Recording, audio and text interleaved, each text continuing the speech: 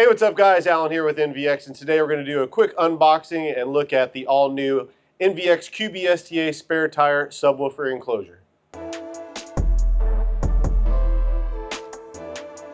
right, in today's video we're going to talk about some of the things that are included with it, some of the things that make the QBSTA unique, and then at the end we're also going to take it a step further, and we're actually going to compare it to one of the other spare tire subwoofer boxes that's out there in the market. But let's first jump into the QBSTA. So one thing you'll find is the actual housing itself is a cast aluminum housing, not plastic like some of the other ones that are out there. Notably, one of the things that we did in this design that's definitely different than anything that's out there is the top mount amplifier controls. And so what makes that unique is basically this is just like having a regular conventional amplifier built into this enclosure. So you've got your gain, your subsonic filter, bass boost, your crossover, and everything right here built into the enclosure. Now this does feature an 11-inch down-firing subwoofer. It's 300 watts RMS, which to my knowledge is the most powerful spare tire subwoofer box out there on the market today.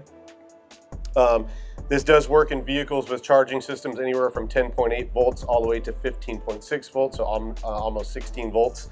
So this will work just about in everything that's out there. Some of the stuff that's included with it is the hub mount. So this would be kind of, what would go down into the spare tire. So the box would go down in the spare tire.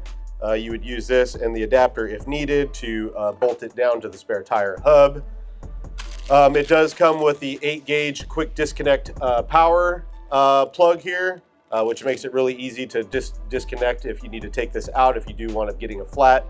And of course your signal input, which does have low level and high level input. So this works awesome with aftermarket car stereos and factory audio systems as well, just out of the box here. Also included is the external remote bass knob, so you can mount this anywhere up front and have full control of the level that you desire while listening and driving at the same time.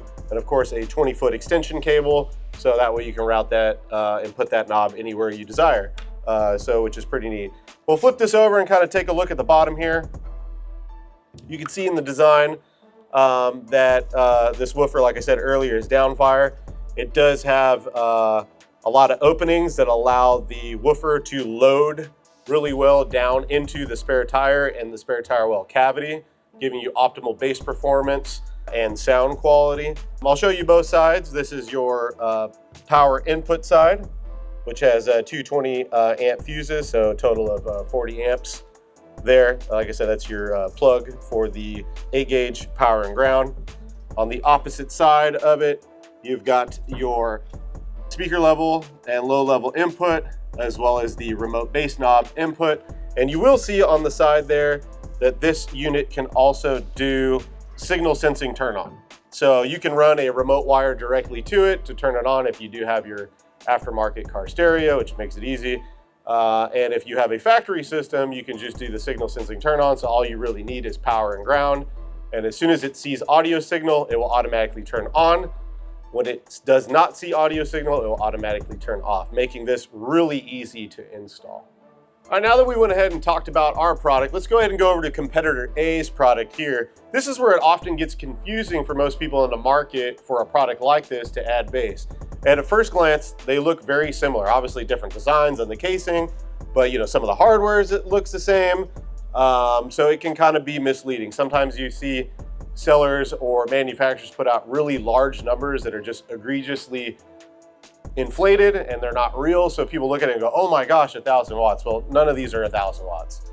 That's just not realistic whatsoever. But let's go over what you would typically find in most of the other competitors out there and why we believe we have a far superior product, which in the end will result in a better experience for you. So let's hop over here. So before we go into the design of this and other stuff, let's kind of talk about some of the hardware. So you can see it's kind of got a similar or same mounting option here for the spare tire for it to bolt to the hub. Now this is where you get some bigger differences here. This, like many other manufacturers, is the remote bass knob. So this cable is attached. I'm certain it's probably 20 feet long, just like our extension cable. However, you would have to find a place to mount this to the dash.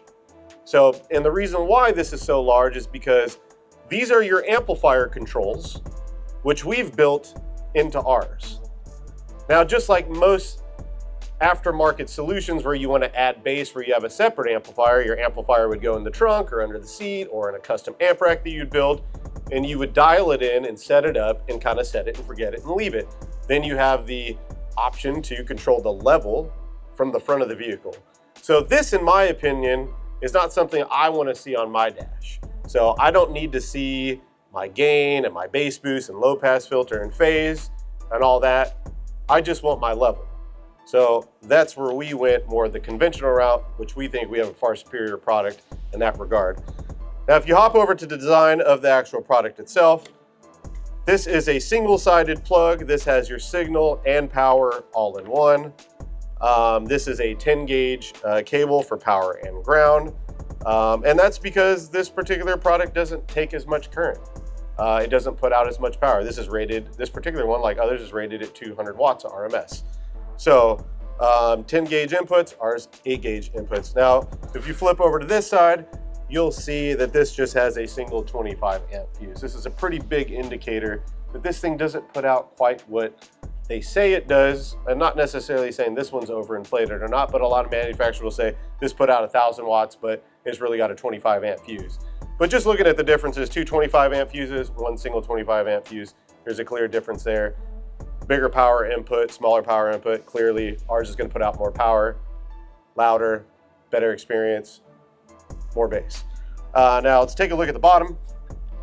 Now you can see this is also downfire, but what you'll notice here is this thing is pretty solid and all blocked off. The only way this loads is through the side here. While I'm sure that will work well, this probably doesn't give you the best ability to load all of the sound that comes from this down into the spare tire and the spare tire well without it being open. So this would result in less bass performance than something like ours. Now on this side you also have the remote bass knob input. On this side you literally have nothing, which is no big deal. A lot of them are just single side, one plug for everything. So hopefully that gives you some ideas of some things to look at when you're looking to purchase, which is why we believe at the end of the day, ours is worth the envy. So for more information on the QBSTA, please make sure you visit NVX.com or one of our online retailers or local authorized dealers for more info. Once again, I'm Alan with NVX, and I'll see you next time.